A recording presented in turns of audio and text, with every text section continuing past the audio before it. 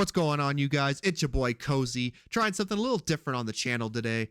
We're going to be looking to get into some commentary footage of the One Piece card game because I love this game so much and I just can't get enough of it. While I will be doing some stuff with the sim on the channel, I wanted to get some live games in with some deck techs, different matchups for different decks, and of course, doing some commentary over different gameplays and stuff so I can be a better player, whether it's my own gameplay that we see at locals, or looking at Japan's meta, so that way I could do commentary off of that as well. So there's going to be a lot of different variety going on with the channel related to One Piece as a card game. So let me know how you guys are kind of feeling about this transition into the One Piece TCG, taking a look and seeing how everything is looking on being a commentator, being a player, everything like that, just by shooting me up in some comments, liking the video, subscribing to the channel, ringing that notification bell, all the good stuff that everybody knows that YouTube is great for. And more importantly, here's the question of the day for you guys. So, how do you guys like to play the One Piece card game? Do you like playing it over Discord like this video is showing today? Do you enjoy playing it more on the sim? Or do you prefer live in person with someone face to face with you? So let me know what your guys' choices are down in the comments below. Just that way you can rank them, preferred, middle, don't care at all, or however you guys want to do it, because I want to get your opinion. For me personally, I love all of them, but if I really did have to rank them, I would say it would be in person, then Discord, and then the sim, because, man, there's just something about having that cardboard in your hand that just hits different at the end of the day. And so in today's match, we are going up against our great friend Top Hat, where we're playing our latest build on Gecko Moria, taking on the big bad yellow deck of the meta, Mr. Charlotte Katakuri himself. Now, hold on. In my defense, I hate playing into this leader because I'm just horrified by the 10-drop Lin. But, I mean, with Gecko, I feel that doesn't matter much if I have the answer for it with all of the minus cost effects that we run in this deck. It is absolutely manageable now for me, and I feel comfortable going into the Katakuri matchup, especially with a build like this, to where we can really let the Lin go, deal with it next turn, and still have an aggressive presence on board, which I feel like this matchup is the key example for Gecko Moria to have proper board control by, of course, KOing things on the opponent's side, but more importantly, putting out those big 5k, 6k bodies if you're playing Lucci and things like that to understand where the aggression comes in. We get ready to set up our Dawn. Top Hat casually reminding us that we're going to be playing at a handicap, but magically through the power of wizardry and witchcraft, we have our 5 life back up. And so we're just going to do our famous Dawn pass turn. No Sindri in hand for us, unfortunately, and that is okay. We're moving over to Top Hat, who's going to drop down them 2 Dawns, accidentally play Brule for 1, but end up playing the Pudding to do a quick little search. And he's going to grab that 7-drop Lin off of the Pudding search, which already puts us kind of at a little bit of a time crunch because we know that 7-drop might be coming down here in the next few turns. He's going to play the second Pudding from hand, probably the best starting sequence for Katakuri on a 2 Dawn turn to get a double search in. And he's going to grab the next set of cards off of the top, and he's going to grab the big brother Perospero of the Charlotte Pirates. And he's going to just casually send that turn right on back to us as Gecko Moria. We're going to whip out our 3rd Dawn for the game. Attach to Gecko to trash 2. We're going to trash Perona. We're going to get rid of a Great Eruption and a Sabo. He's going to give up Brule for the Perona trigger, and then just gives off a 2k because he does not want to give up that life just yet. And how do you guys feel about Perona being in the game, with being an early game threat of taking a card away from the hand or even doing some minus effects later on in the game? I personally like Perona. I hate playing into it, pretty much like everybody does. So let me know what you guys think about that in the comments. He is going into Katakuri 7K to life. He's going to check the top card of his, keep it on top. I do a little bit of a misplay here, and I give up two 1Ks, which are two Absalom, but he lets it go as well. I don't think he was paying much attention to the Dawn numbers. And so we pass the turn on back, which thankfully this doesn't affect the game state too much. As we'll see here later on, hopefully, when it comes to what we need to look at in terms of what we're going to be aiming for.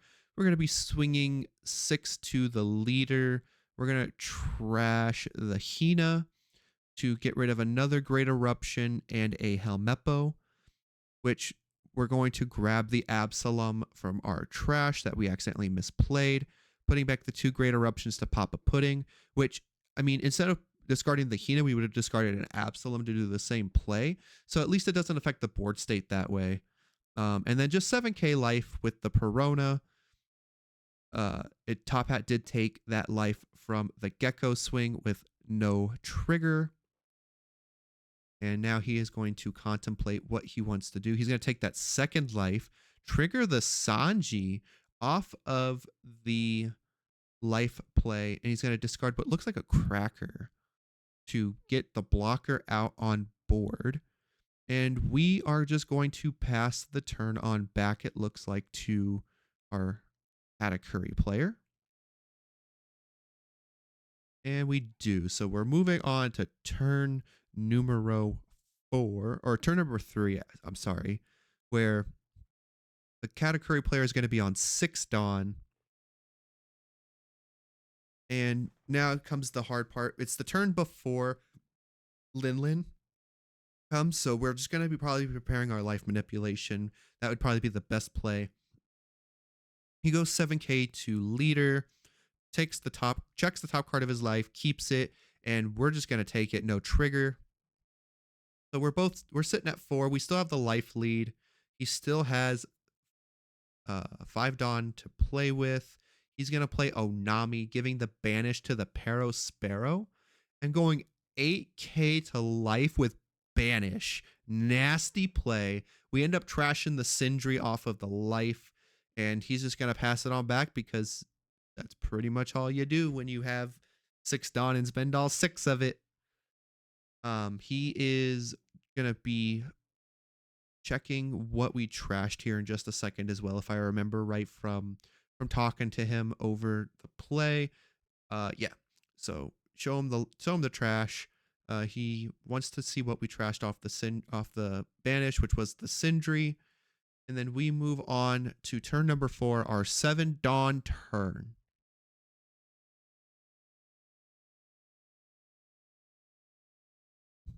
And now we kind of have to play around with this being our 7 Dawn turn. We're going to be prepping for the Gecko Moria play on our 9 Dawn turn with either a cost reducer Gecko or some way, shape, or form to have Gecko in our hand by the time our 9 Dawn turn rolls around, just to make sure we're not falling behind on curve. So we're going to start with brand new to grab a Hina, a Great Eruption, and a Lucci. So we're going to take that Great Eruption for the cost reduction, trash the Hina Lucci, which now that double Absalom play and the turn after, now that board state is pretty much null. Nothing really changed, thankfully. And so now we're going to go to our 6k swing to leader. We're going to trash what looked like... What did we grab off of that?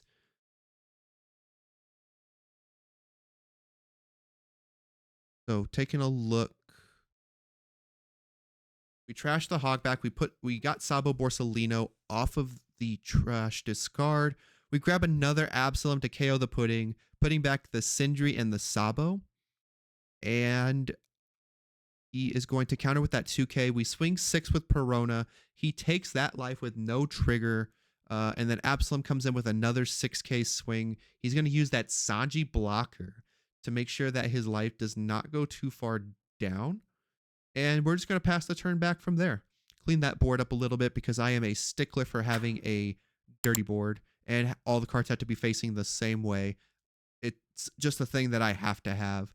We're going to place some cards face down and wait for him to activate our trap. Pass the turn back to Mr. Top Hat. And he goes to 8 Dawn. He's going to swing Katakuri into Absalom. Checking that card on his life. It looks like he keeps it. We're going to give that Absalom up because we don't need it at the moment. We can always grab it back with a cost reduction and things like that. He's going to swing a 5k to leader with Pero Sparrow. We're going to check our trap cards here. And we're going to end up taking it. No trigger. That gives us a full back row like we're playing Labyrinth. If you guys are familiar with the Yu-Gi-Oh! TCG. And he's going to play the 7-drop Linlin that we knew he had in hand from the first pudding search. Now we have to kind of come up with the debate of, do we want to put him to 3 or do we want to go down to 1? I know we're going to our 9 Dawn turn at the end of this, so it is important to note that Gecko is currently in the hand. We can deal with the Linlin next turn with the Great Eruption we have in hand from the brand new search, playing Gecko to pop the Linlin. So we're just going to give up the life from that 7-drop Linlin effect to remove it to Shigi from the option pool that we have. And then he passes that turn on back to us.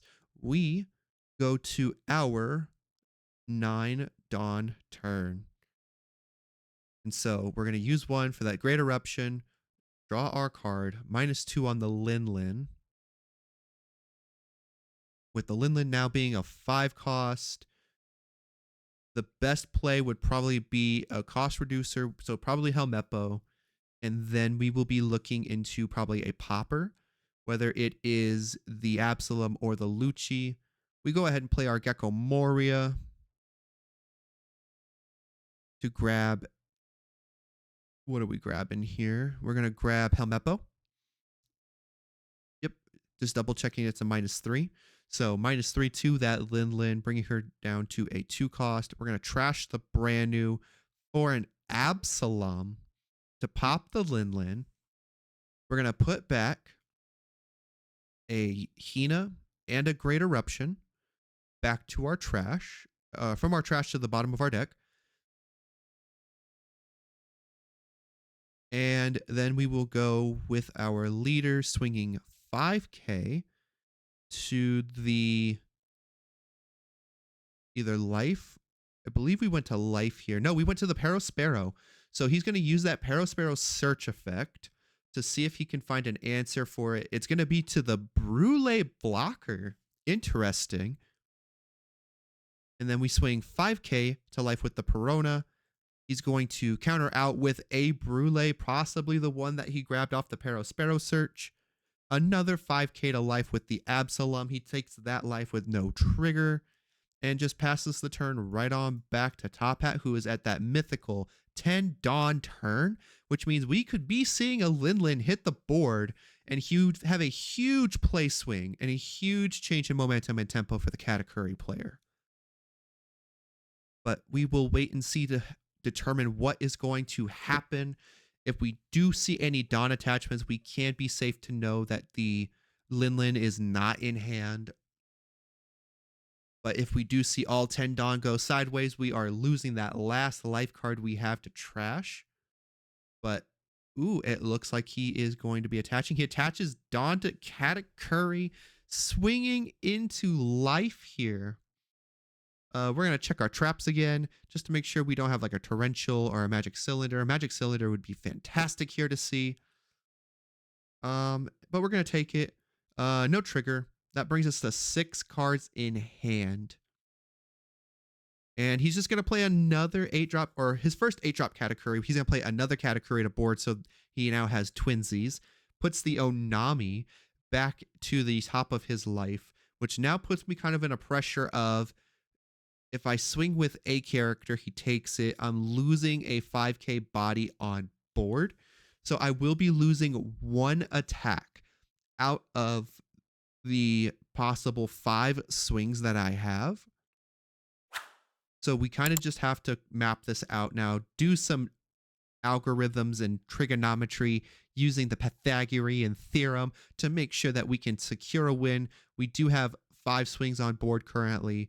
I believe he does say he has 4 cards in hand at this point. So we need pretty much all of these to go through. Hopefully he doesn't have any or he has bricks in hand. Hopefully he doesn't have bricks for his sake. And so now it comes down to using math, right? What can we do on our 10 dawn turn to make sure that we get there? There's going to be a lot of math, a lot of the finger counting, like a traditional Sakazuki player or any black player that plays cost reduction in their decks. We're going to be doing a lot of our tapping. We're going to be doing a lot of math in our head, talking to ourselves like we belong in the psych ward for 72 hours. But I mean, at the end of it all, the math is what's going to be the most important part here. As feedback from me as a player, I know I run into the issue of I don't swing. We're going to swing 5k with Perona. He's going to counter out with an Onami 1k counter. Swing with 5k to Absalom. He uses the Onami trigger to KO the other Absalom. We still have 2 swings, and we need 2 swings to win. So the best play would be just to stack up our Dawn, go 10k, 14k. I don't think you'd be able to counter out of that at that point. But I think the ultimate play here is we take 1 Dawn, Great Eruption to -2 on the Katakuri. We're going to play 4 Dawn to play what looks like, yep, it's going to be Rebecca. I think we went the cautious route here at this point because I wasn't sure if we could get there. We're going to remove the Absalom to grab Hina, to play Hina from our hand due to the Rebecca effect, putting -4 on the Katakuri. Get rid of our Perona. We're going to pop the loot or play the Lucci to pop that Katakuri, who is a 0 cost, with the Great Eruption, Borsellino, and the Sabo to go back to the bottom of the deck. But we have some confusion here. We mentioned to pop the cat. He's asking from what? And then we have a little bit of a debate here on Katakuri being a 3 cost or a 2 cost. And so we are going back and forth. I think I had it. He doesn't think so. Then I kind of doubt myself at that point, not going through the math, which is fine. So we just let the Katakuri stay on board. We're going to let the plays happen as they are. We're going to keep the Great Eruption, Borsellino, and the Sabo where they're at currently. Swing 6k into lead. He's going to trigger that last life card as a Pero Sparrow, discarding what looks like a Katakuri.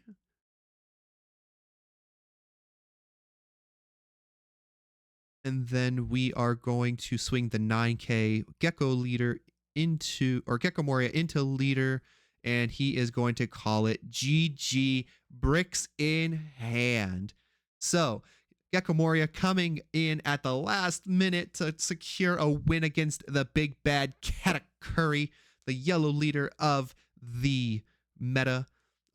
We go back and forth now. I'm like, wait a minute, Hina's a -4. You thought it was a -3. You know, just going back and forth from there.